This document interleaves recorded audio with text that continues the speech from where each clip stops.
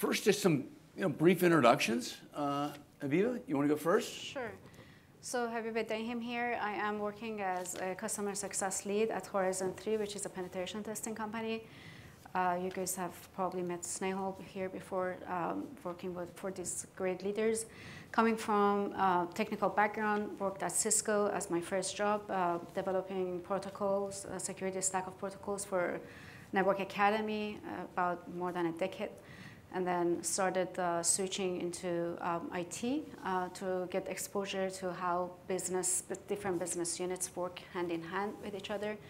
And that was where I fell in love with security, not to mention that the stack of protocol I was always working at, reverse engineering at Cisco, had to do with security. I was responsible for VPN stack to reverse engineer and built it into the simulation program for Network Academy across the world to use it.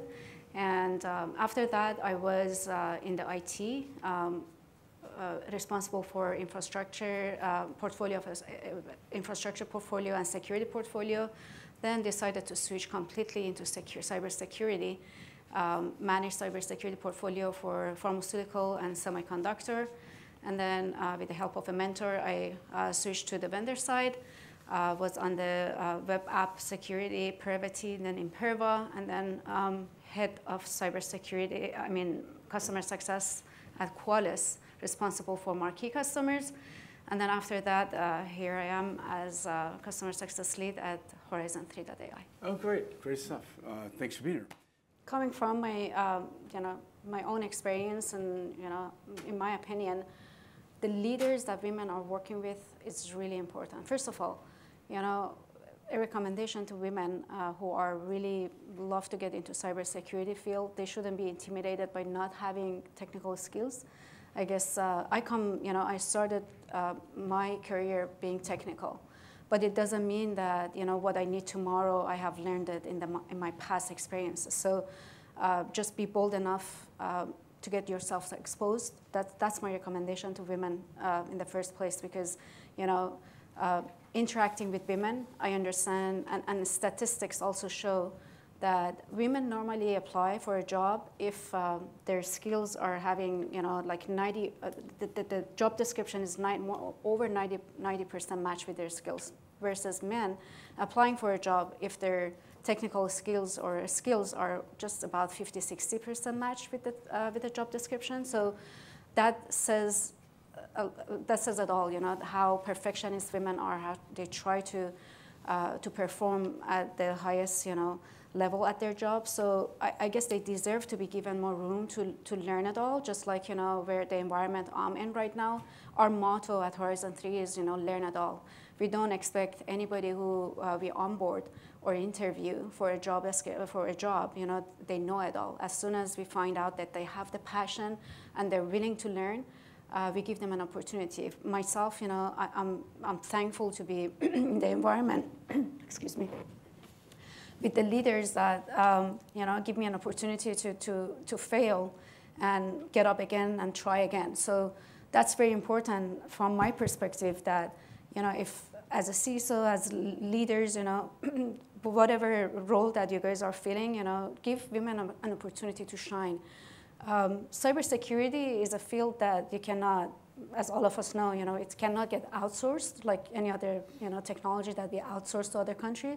So you cannot suppress half of the population of the earth, not only United States, are women, right? So we cannot suppress them just because they're not stepping up, and they're not they don't believe in themselves. We should push them. We should believe in them, and we should all kind of like let them fail, give them opportunity to grow.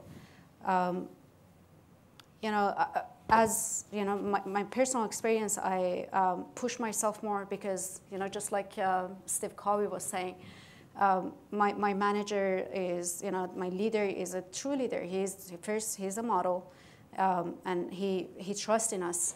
And he tries to, push us to get the strength out. So I keep pushing myself every day more to collaborate and make sure I have an impact at work. So I guess there is a room for everybody. just because you don't have the skills, it doesn't mean that you cannot acquire it. Cybersecurity is just very broad.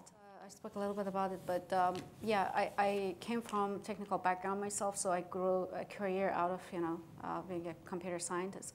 But I don't think necessarily anybody, and people who want to get into cyber, they need to have the technical skills.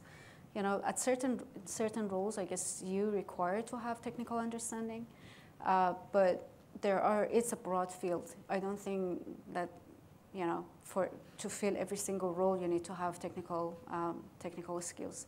That's again, going back to women, or even young men. If they don't have the technical expertise, it shouldn't stop them from learning, and learning cyber, the different verticals in cyber roles. So, what do you enjoy most about cyber? Well, I think contributing and having impact. It's what I'm enjoying. Helping the customer to understand what is their attack surface, what is identifying, because it's such a change. The world is constantly changing, and so is the attack surface and the risk that apply to their organization. So being in the role I am, having exposure to their because what we do is penetration testing, right? So having exposure to what is accessible and exploitable in their environment, and helping them understand how to secure themselves against adversaries, I think, and feeling that I have that impact it's very important for me, and learning and growing myself. So. And how would you characterize your leadership style? I'm following, kind of like Steve Covey. I'm reading all his. Do you know Covey? I read the book nice. Speed of Trust before. Yeah. So I read a couple of books of him, but and a couple other leaders that leaders, for example, Qualys CEO, late CEO. His philosophy was, don't go after skills, go after passion. And I did apply that in my hiring, in my hiring process. Try to find people who are passionate. As part of my interview process was like, if you really if you're telling me you'd like to join this organization, we have a free trial. Go download it and come show me next time how this product do. Instead of asking them theoretical questions and trying to get to the bottom of it, I actually assign a task to them to make sure they actually have the passion. I want them to show me that they have the passion. So that's a philosophy that I go after, and I think when I look at myself, where I come from, and how I grow, if I apply my passion, not the skills. So skills is you can always learn skills. Budgeting levels and how to find the right balance. Just like what Mike mentioned, it's not where you are. I think every individual here, or whoever been in charge of cybersecurity, or being a CISO, they've always been dealing with shortage of budget, because it's been seen as an extension of IT, that it's the problem of security is your problem.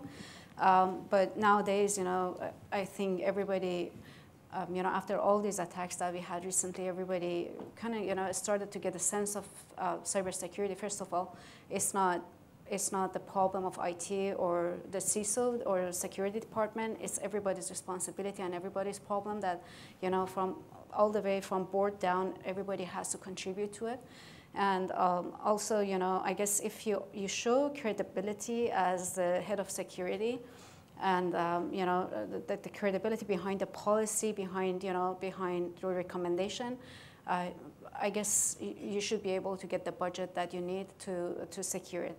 One other thing that I wanted to point out is it's not about the budget alone. You can get the stack of tools that I have. I'm in touch with customers who are having stack of tools available and at their disposal, but the effectiveness of their security program, is it effective? Are they using the tools, the people, the rules that they have effectively? Is it efficient? Does it work right? And how do they know if it's working right? So it's not always about spending to get more. It's about testing to see if what you have actually works right? Do you have the right risk assessment program in place? Is it comprehensive? Do you continuously go back and check? Because it's a changing world, and risks, attack surface risk that pose to our environment keeps changing as the world changes. So we have gone through COVID. We have seen people started working distributed workforce, and everything started to get pushed to the cloud.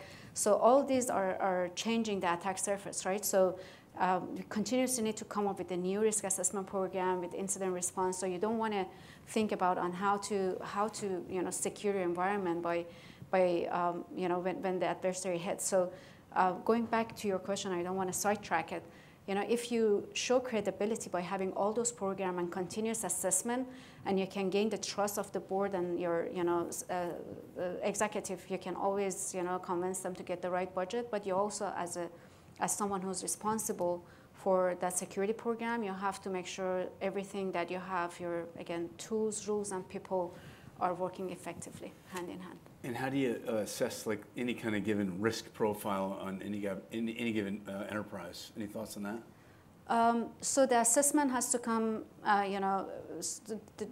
what is the probability, right? What is the probability of risk? You have to identify all the risks, all the attack surfaces, and understand what is the probability and what is the criticality, right? Once you come up with those and understand those and start securing, imagine it as a house, you secure all the doors.